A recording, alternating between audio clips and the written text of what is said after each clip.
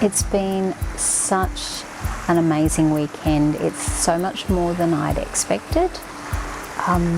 The venue here is just so relaxing. The sound of the bubbling brook, which you can hear in the background, and the community that is amongst these people that I've never met before. Everyone's coming here to make something better of their body and their life.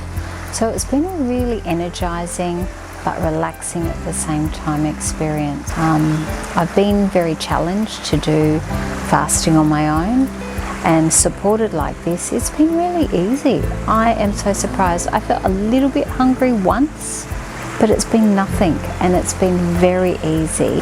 I really did love the Blue Lotus ceremony. You warmed up to the whole experience, and then when we had that, I had the best sleep afterwards. It just sharing some experiences, but sharing the silent time together was really, really different, but definitely very memorable.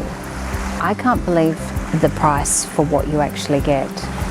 So it is just an opportunity to turn around your body, your life, your thinking, and make it more whole if you're looking for a full life. It's just the beginning.